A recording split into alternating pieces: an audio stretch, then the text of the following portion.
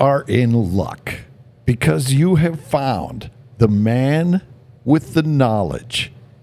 You want to know what is going on with your Minnesota Vikings, the National Football League? What team will be the Super Bowl champions? This is the man you need to listen to. This is Starstruck with the superstar, Mike Morris. Thank you so much. Jim Rich, right? Sure. Yes. Listen, just sit over there and just do what you're doing right now. Talk about me a lot. And whenever it is that you talk about me, it has to be really good. And that's fine. Then you're fine. You can stay right where you're at, or you could be heading down the road like all the coordinators in the league. You can just be stacking up somewhere else. I don't know. Good to see you again. Glad to be seen. Are you as miffed by what is going on in the NFL right now with the playoffs and the way it's gone thus far? Is it too much time off? You take a week off, you come back stale. You know who I'm talking about there. Is it you wish you had that week off to get your people right and get people back out of the training room and on the field, and you need that extra week? Or is it just bad timing? What's happened to the NFC North? Detroit, Minnesota, Green Bay, respectively 15-2, 14-3, and the 13-4, the Green Bay Packers. So anyway, they're all gone. They're all gone. The NFC North went south. They relocated. They migrated. I've never been so surprised. I'm more narrow focused on what this means for our club. What did it show? What did Washington do that the Vikings did not against the Lions? Yeah. What did the Eagles do against the Rams that the Vikings did not? That's what That's what bugs me more than seeing the Lions. Or did disappear. we give them something not to do? Because this will happen to you. And with the kind of defense that Flores has, did it tell them he tried this, it didn't work, so don't even bother with it. Stay with what you do. I wonder if that's the case too. Deductive reasoning. Right. But I mean, because you look at it and you're like, Washington was, okay, the quarterback cannot maintain possession of the ball for very long. We needed to get it the heck out of his hands now. Right away. And they went right to the outside. You could see Justin Jefferson doing that exact same play. Hey, that would be effective.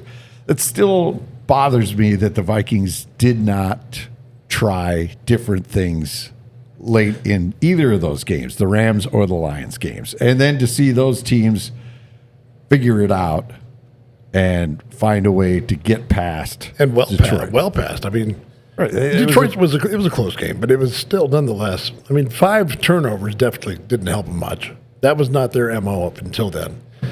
It's pretty tough to win with any team. I don't care if it's the 73 Dolphins. You're not going to see that team give the ball away 5 times, but if they had, they were going to go undefeated. That's for sure. But you have people who show up playing their best football late in the season and feeling good to be about themselves to be in the playoffs. Not like expecting to be in the playoffs, but we got in.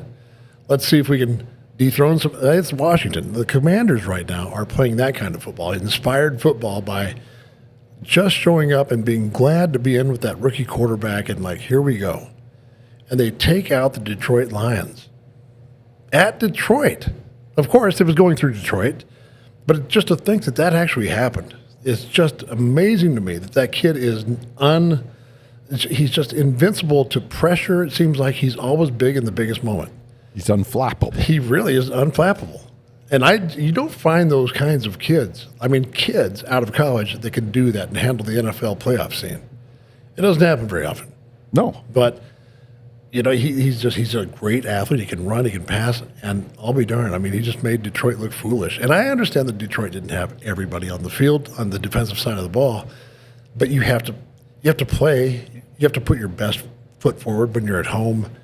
You're in the playoffs, and you're against a team that, okay, they're decent, but you're the Lions. You're kind of the talk of the league.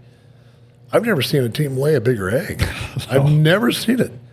And then Philadelphia, in the snow, in the muck, it doesn't matter. We're going to run this thing right down your throat. and back to another NFC Championship game. So I was just surprised because the Rams, I felt, were playing their best football at this time of year when they needed to most. It seemed like everything was coming together. The running game was back and healthy. The receivers were back and healthy. Stafford's dangerous. Nowhere to be seen. Just didn't show up. Yeah. The weather, I think, was a huge factor. Oh, big time. Huge factor. And that's why I have been a proponent of the Vikings need to move back outside. Because Chuck knows it from when they made their Super Bowl runs. Agree. The LA Rams came out here. I mean, teams that play outside have a greater chance this time of year to advance. You looked at the Bills. They know how to play in inclement weather. The Eagles do, and that comes to be a huge factor for you. If you're going against a team that's a dome team or a warm weather team, it changes the game immensely. I mean, you had to deal with it. You had to go outside, and I'm sure there were times where it was very cold at Lambeau or in Chicago where it was just like, this is terrible. But if you play in it all the time, you don't even think about it. You just show up at the stadium and go, right? You just play. You just put on your gear and go, and you just expect it. Like Bud Grant used to say, it's a state of mind.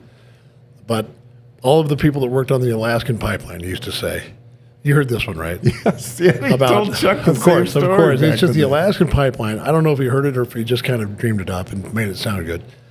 Knowing Bud, it could have been both. But he said that the first workers that they hired to work on the Alaskan pipeline couldn't stay on the earth movers and the big machinery very long. Couldn't put in a full day because they got super cold and didn't know how to deal with the cold weather.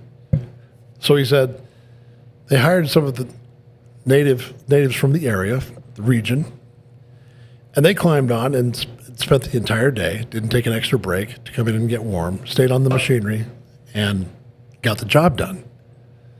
And when they asked him, how were you able to do that? How were you able to stay up there and work in such frigid weather? And they said, well, we knew it was going to be cold.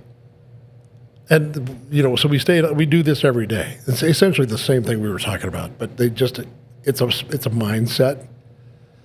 And there's a lot to be said for that. I played in New England for a year. That was outdoors the entire season. It can get terrible up there. I played in an ice box for, the entire season almost. I mean, in '89, it was cold from mid-season until we were finished. And no practice facility indoors, none. You practiced in the old stadium, Foxborough Stadium. You played your games there. Nothing inside? Nothing was done inside. There was no facility to work on inside. None. Wow. Yeah. So it's like, get your gear on. We're going out in the cold again. All right. Get your earmuffs. Now, Chuck tells that same story. Yeah. That Bud told the team back then. And he said they were sitting there one day and Bud was telling him the story. And he gets done and Sammy White raises his hand. And he says, how many of those guys were African Americans? See, that's just it. That is exactly. Chuck said the whole room just fell apart. Bud just looked at him. Yeah, and I got another one to add to this. Another story attached to this story is that the Dennis Ryan, long time equipment manager for the Minnesota Vikings, greatest in NFL history. Greatest in the NFL's history. I put my name on that petition right now if there was one. He said that Bud Grant would have the big speech. You'd hear him, before the game and whatnot. Don't put on too many layers. This one, that one. They'd be able to play the game. It's only 3 hours long. It's a mindset. Just get out there and play and forget about it being cold. And he said he'd send the team out for warm-ups, and he would come into the coach's room and put on long johns and get everything warm underneath with long underwear, which they were not allowed to wear, and go out there. He said it just kind of killed him that he would just go ahead. But it was after that, he'd sent the team out, and then he'd meet him out there. That kills me. That just killed me. I love that story. I mean, who else could have told the story but Dennis Ryan? Yeah. He geared everything in the lockers for everyone, coaches, players. I thought that was funny. I talked to Bud during COVID. We went up to his lake. That's where he was hiding out and did the interview outside and the 6 feet and all that stuff. But this is like he was talking. And so we talked everything. 45 minutes. He was just talking everything. And I asked him about that. And he said, the only reason it worked is because they were a good football team. Because if we lost, they would not have bought in at all. He said it was all about the winning. They saw themselves win. They saw themselves overcome it. And so then they bought in. Yeah. He said, so the key was that we won. Other than that, they would have threw me out in the parking lot. Yeah, exactly. Because they would have said, the heck with that. We're getting killed. But he said, but because they saw themselves win, they believed it. And then it carried on to the next year, to the next year, to the next year. Because he says, I didn't want them sitting there looking for mittens, looking for gloves, like a preschool where they're looking for their boots. He's wearing my mitten, He goes, I didn't want that. So he said that was one reason, because I felt that they wouldn't focus. But because they were a good football team, he said, I did it against a team that I knew we would beat. Yep, and it would buy in. And so that's when I started it, when it was against a bad team. And I knew that we would win. And so then I came in and reinforced that and said, look, they were scrambling We didn't around. need that anyway. We didn't need, no boots, no mittens buttoned onto your shoulder pads. Right. Like the fourth grader. Right. You didn't have to have the string going up your shoulder and out the other side. Hang everything from your shoulder pads, just like don't lose them because they're on strings. Exactly. That is so Bud Grant. It is so Bud. I mean, there's a psychology to sports, no question about it. The coaches who play it right, and he definitely had to be one of the first masters of, sports psychology for football anyway. That's so true. I mean, if you just go out there and you have a mindset that it's going to be 3 hours long, you're going to be miserable. You're going to come back in at halftime, maybe get a dry jersey, maybe not. And go back out, and you'll do 3 hours and get off the field and quit worrying about it. Don't put on so many clothes. Denny Green used to, don't put on so many clothes you can't do your job. Don't layer up so much that you're too tight to run or extend for a catch. You got too many layers on. Don't do that. Test all your gear beforehand and find out if you can still make the range of motion that is necessary to make a long catch or to jump and reach. Made sense. It made sense. And they bought into it until the playoffs. Anyway, so what was your coldest? Were you there? Did you play with Chris Walsh? Did you cross with Chris Walsh? For years and years. I think I played with Chris for about 5 or 6 years. So were you part of that Monday night game at Lambeau, or was it a Sunday night? Randy Moss's first season? No, it was 2 degrees at kickoff. No, I had and there was really a big brawl at the end of the game. I might have been there. Because Walsh ear-holed somebody on a kick. That was his specialty. I think I did play in that game. I didn't realize it was that cold, though. It was 2 degrees at kickoff, and it was a night game.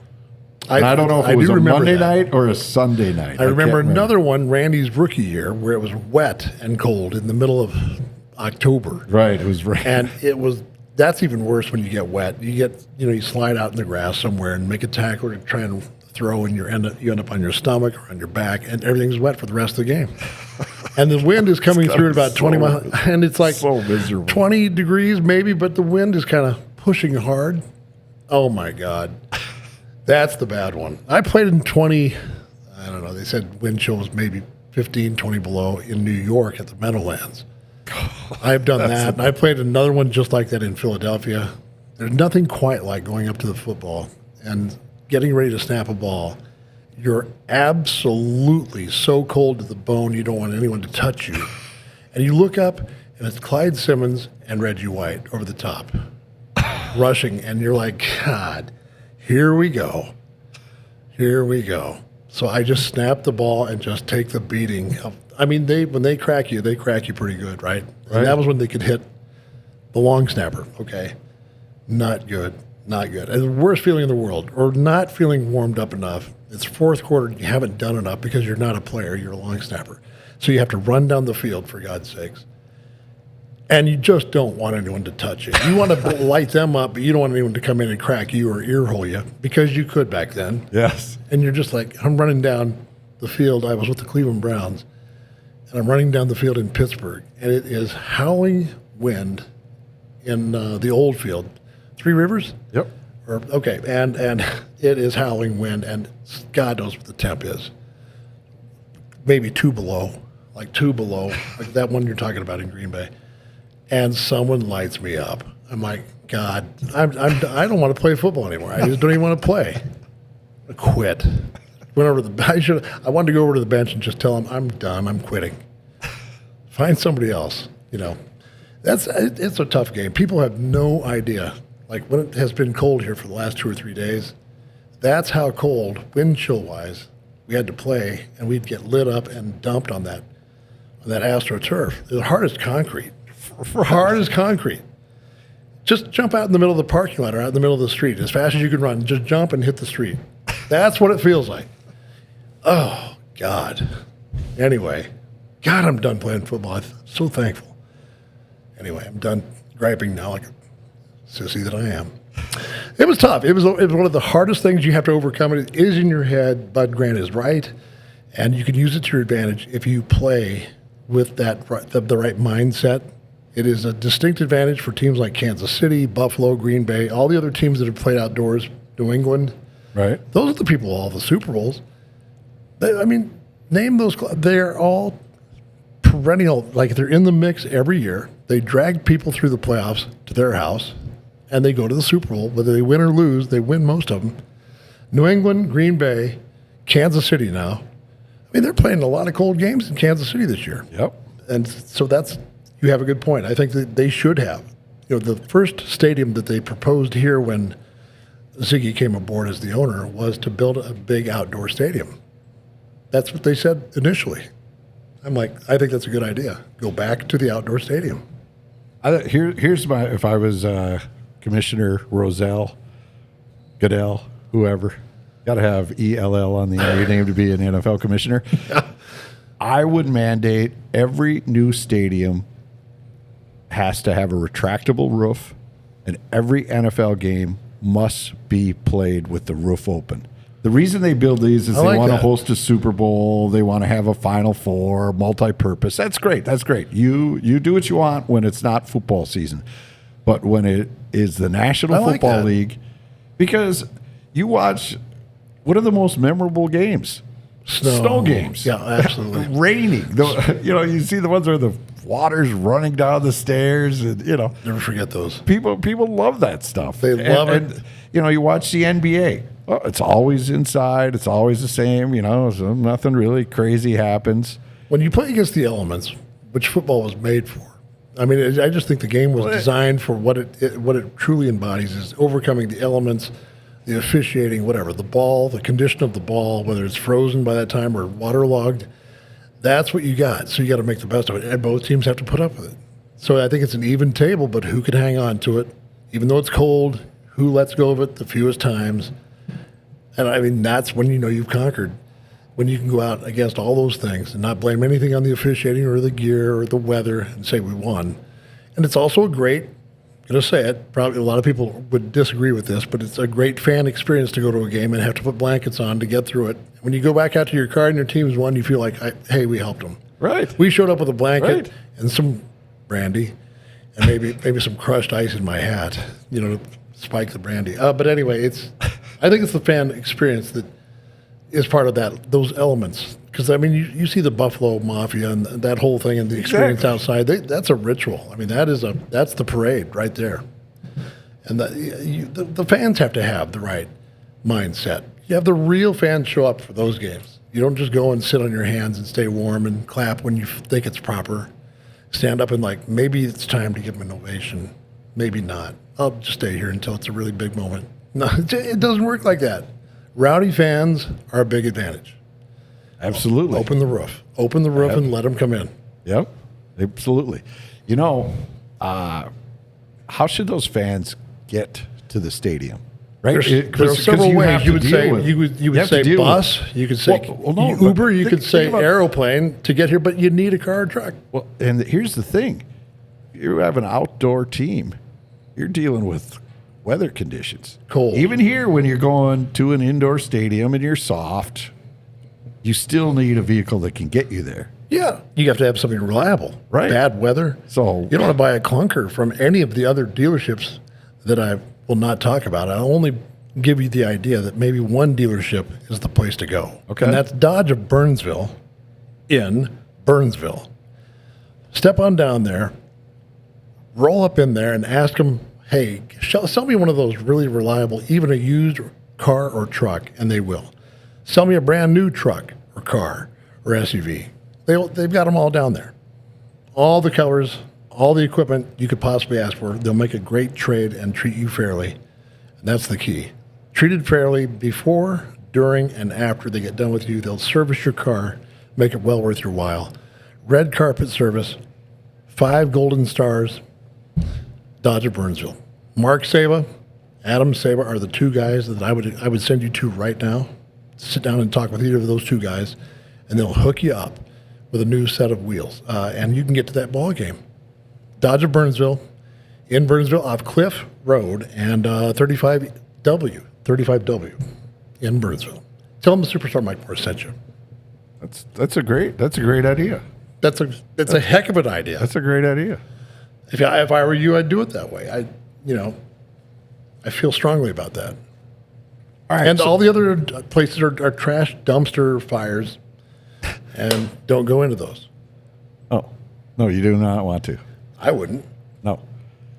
Circling back to our Minnesota Vikings, we got on a tangent there. A good one, a very good one, I think so. of outdoor football, and that's the way God invented the game. Let's get back to its roots. Kevin O'Connell is not being traded for draft picks. Wow, that's a surprise to me. I mean, oh, wait, you saw that reaction, didn't you? Okay. You saw that, didn't you? I rolled my eyes. You got to see the whole thing. Big deal. Who's going to trade draft choices for Kevin O'Connell? Not I. It's only been done twice that I know of, Bill Belichick and maybe Gruden, right? Yep. John Gruden Those are from the ones Oakland to Tampa Bay. Yep. I can't remember any others there might have been, but I can't remember who they were. So it doesn't happen very often. It probably won't happen to a guy who's only been in the league as a head coach for 3 years. More than likely not. Not that he's not a good coach. He's a good coach. I think he needs more field time before all of a sudden they jump up and want to trade for him. I don't think it's going to happen. Funny it didn't. It didn't happen. No. He signed on the dotted line, which I think was a good move. He's got a home here. He's got a good system here. If he doesn't lose too many people through the coaching shuffling of the cards. Are we at a place where we could lose Flores still? The Bears is off the table. That went to the Detroit offensive coordinator. The Jets is off the table. He did, I think, interview for that position. Glenn got it. And Glenn got that, so that's the other Detroit coordinator gone. Gone. So I would think that your odds of him staying here are increasing by the day. There'd be, 4 jobs left out at the time of our conversation right now. And he's not been bantered about Right. to fill one of those Did positions. they do anything with Dallas yet? Nope, Dallas. I heard Deion Sanders, too. His name was brought up. Oh, of course. Yeah. You know that's where it's going to go.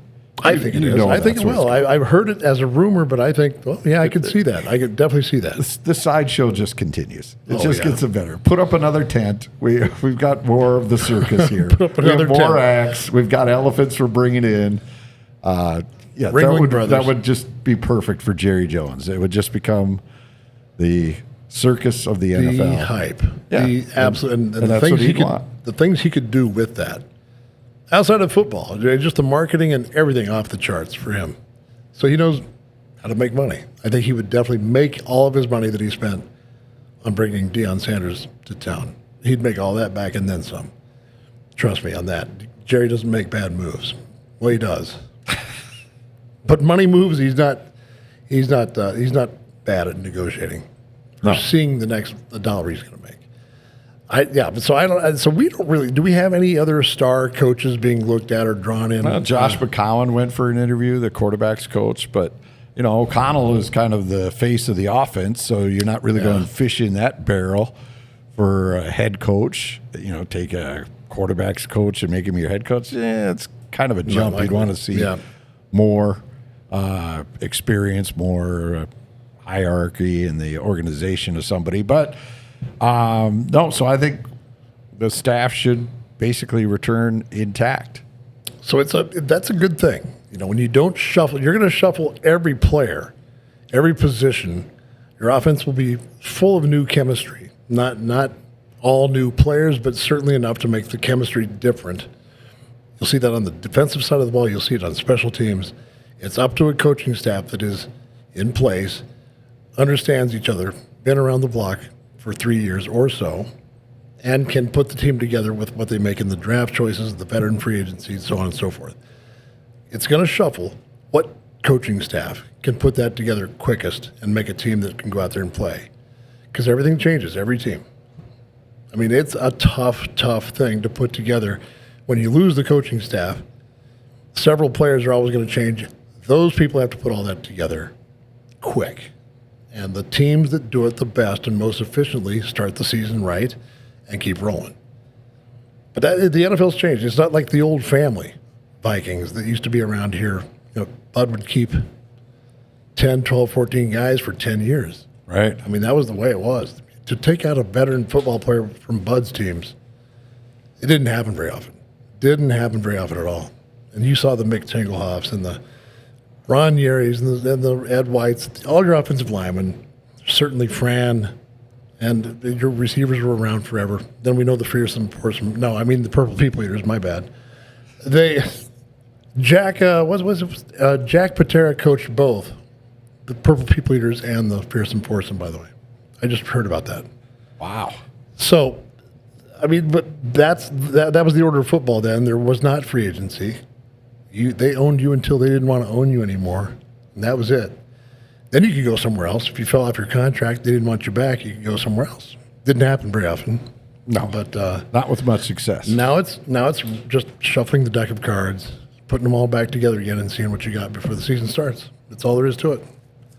It's hard to do, pretty tough, and I think it makes it more even across the board, and we have the parity that we certainly have now with a lot of really good teams, a lot of really bad teams, but some sensational teams at the top, just finding ways to win.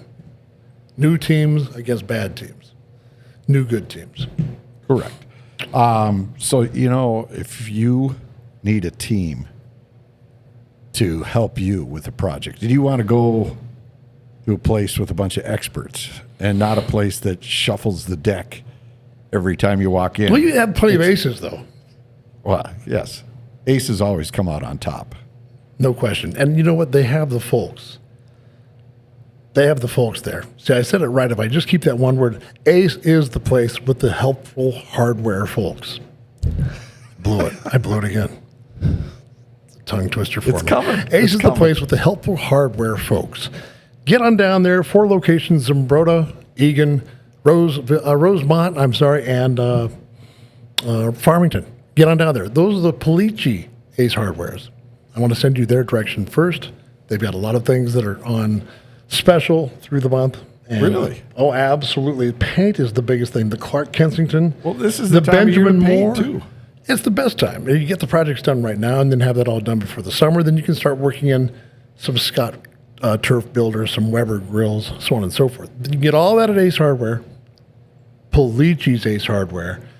Do that now. Stop on down. They can match the paint. They can do all that for you. Great people. They've been in the business as a family for 30 plus years. So head on over there. 4 places: Zumbrota, Egan, Farmington, and Rosemount. There you go. Bang. Just like that. Tell them the Superstar Mike Morris sent you. And if you don't, I'll paint you red. Anyway, get on down there. Good people. I like it. Let that be a lesson to you. Yeah. All right.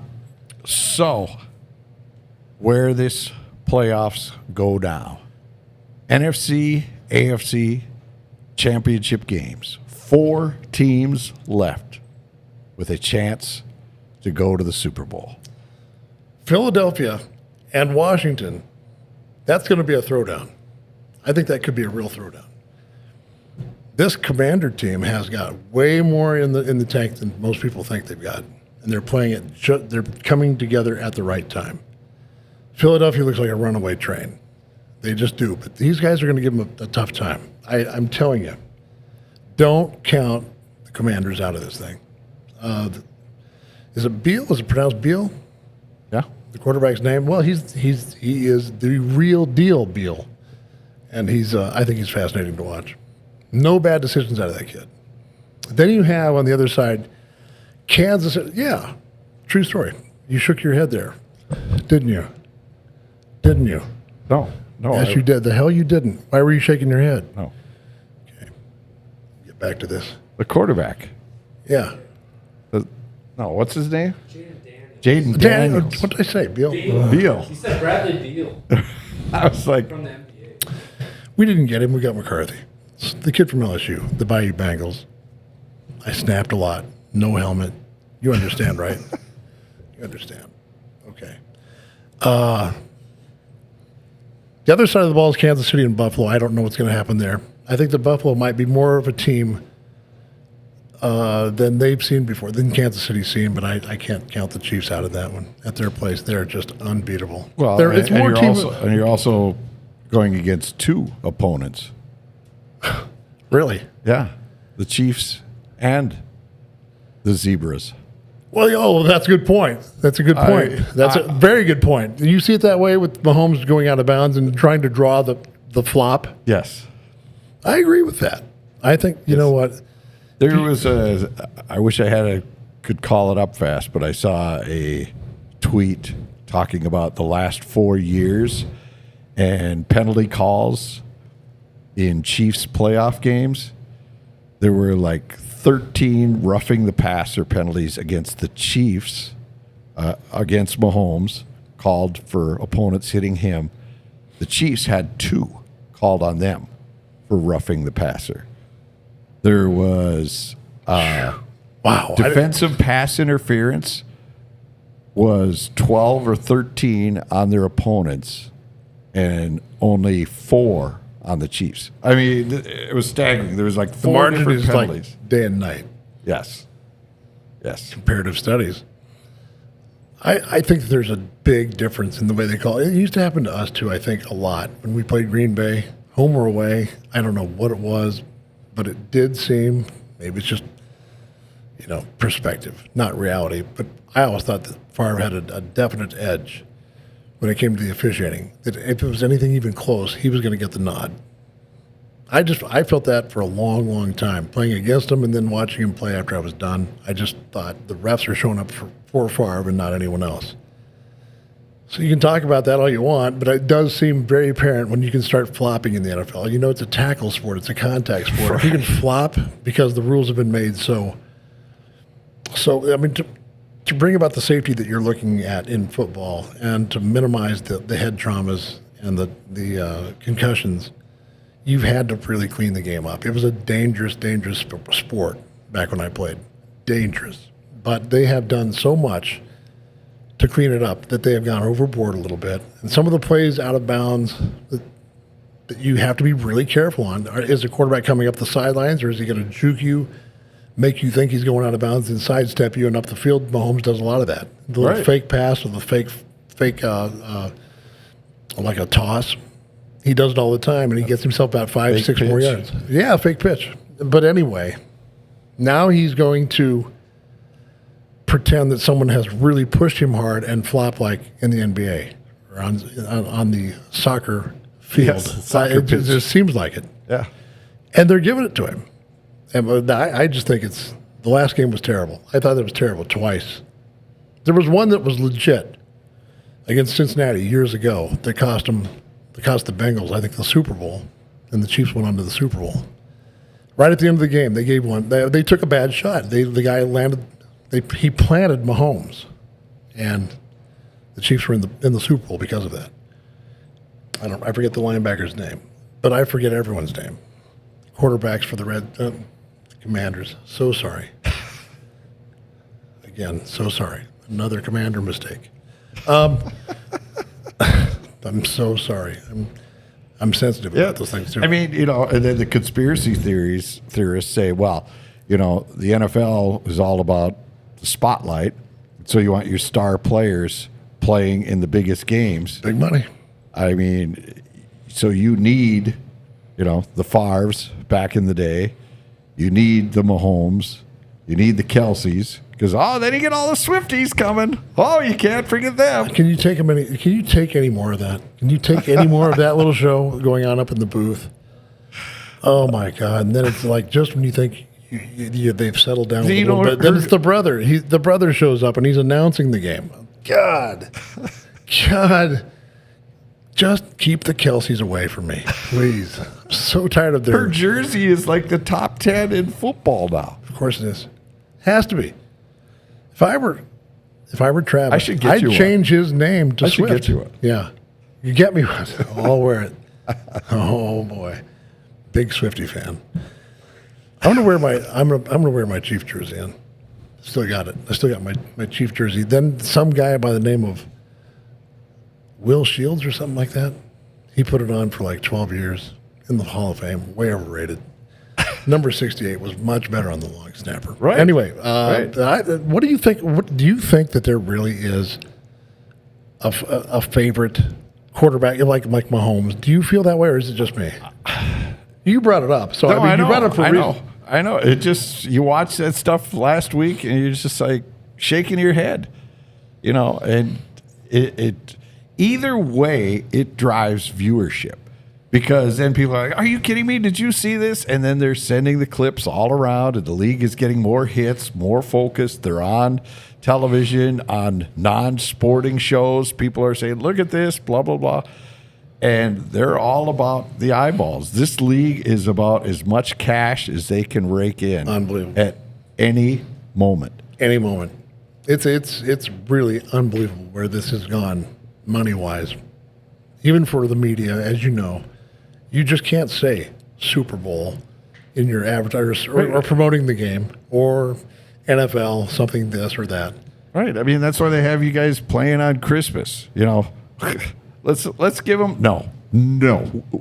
If it's that's fine if even when it was back in your era. Mm-hmm. If there were Sunday was a Christmas, the date landed on Sunday. Yep. Christmas was they would play on Saturday, or they would go the day past it. Now it's like, Christmas is on a Tuesday? Perfect. We'll put a triple header there. We'll be home.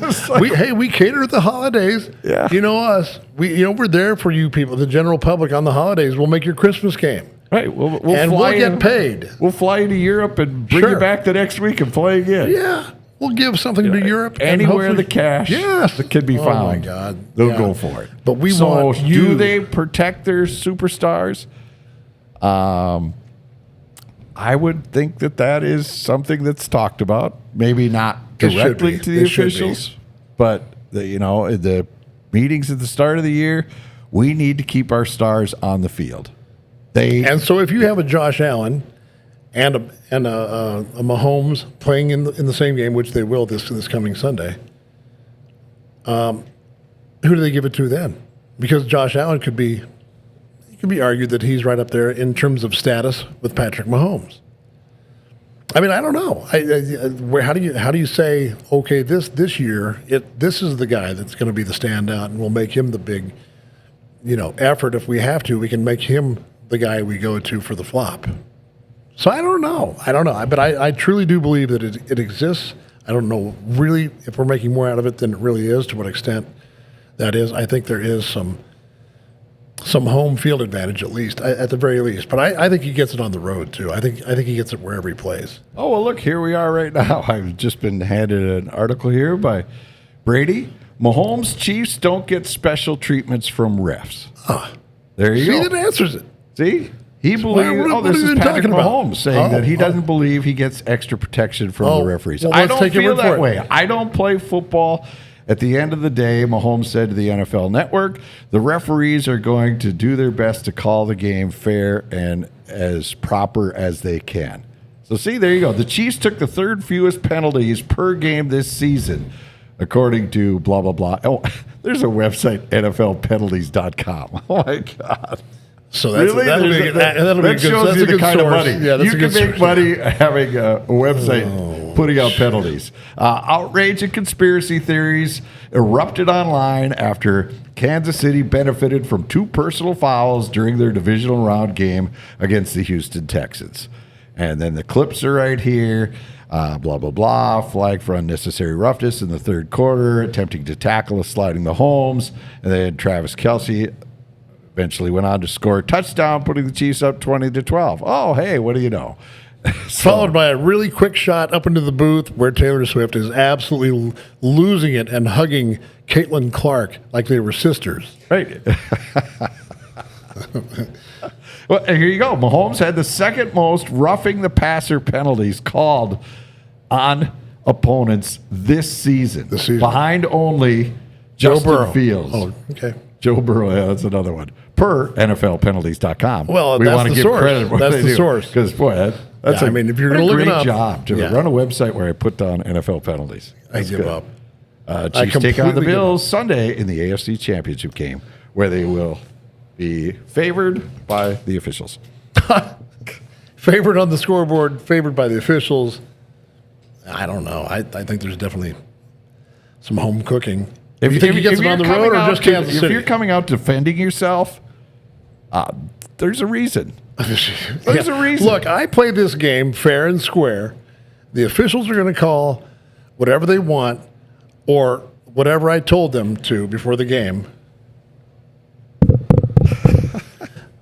And that's how we'll decide on the outcome of the game. Yeah. Just how much they learned from me before the game on what they should or should not call against us. There you go. That's it. Right, done deal. Over and out, Roger and Wilco. We're done. Time to summarize. Summarize your thoughts and thank your pals at Ace Hardware Which is the other and one? Dodge. I don't and have any Burnsville. pals. Wow. Now, those two people are pretty good to me. Associates. Yeah. Take that. That's a good idea. So I'm just going to summarize this way. I think it's going to be Philadelphia versus the Kansas City Chiefs in the Super Bowl. Your thoughts on that real quick. I'm not excited for that matchup. I don't really enjoy I'm not either. franchise. We've already seen one. What was that? 2 years ago? 3 years ago? Yes. So, what do you see then? What do you have? Well, no. I agree. Those You are agree? Yes, Okay. I agree. I'm just not excited to watch it. I'd be really ecstatic to actually see the Commanders and the Bills. Yes. I would love it. That'd be I would entertaining. love that. But then if the Bills win a Super Bowl, you know who That that, would be just- leaves well- without one and been there the most times without winning it? We'd be all by ourselves. Right here. But anyway, it's good to have been there at least. Not that I would know, but they say it must have been really nice. 4 of those, at least we played in a few of them. Detroit, what do you think of that? So, but we're going to sign off. We're going to sign off, and that's that for Starstruck this week. You can hear us the same time, same bat channel, same place, same voices. I might replace Jim Rich. I'm putting him on waivers. Not so. I do want to thank the good people at Ace Hardware, at Polici's Ace Hardware, okay, and Dodge of Burnsville. Good people to me, whether I think so or not, but I'm a pouting, just like a baby, like a big baby. But I love those people, and they make this podcast possible. So for Jim Rich, my name is Mike Morris. I call myself the superstar. Please buy into that. And we'll talk to you next week.